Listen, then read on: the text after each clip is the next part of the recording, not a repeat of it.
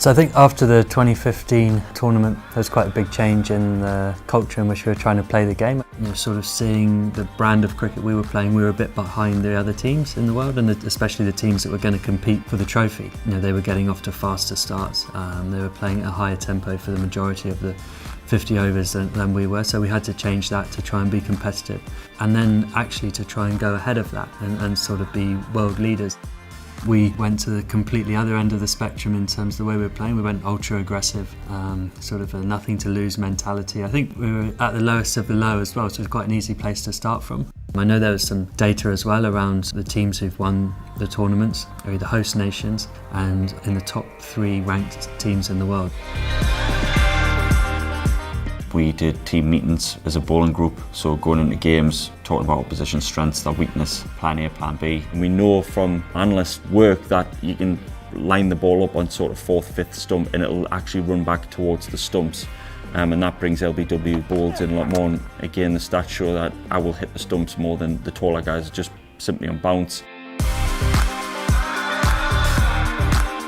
Ben and I's strategy really was to just form a partnership. We felt like the run rate wasn't going to be the biggest issue.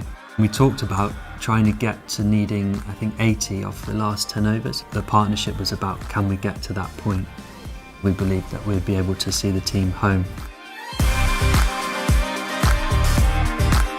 I thought our strategy for the last ball was really good as well, because we actually changed our field so we knew 2 would win it for New Zealand, but a tie would win it for us. So the field changed, an extra guy came into the leg side. And the way that Buttler sort of sets to hit, if you look before the game, we know that he always clears his front leg a little bit to give himself room to hit. Jofra actually pulls the ball at his foot down the leg side, which cramps him for room, which means he can only hit it in one place, and that's to the leg side where our best fielders are and where our protection is.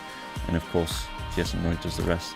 Seeing the ball's gone straight to Jason, get to the stumps, get that ball in my hands, and as soon as I've got it, just get the stumps broken, because I know that he's going to be short of his ground.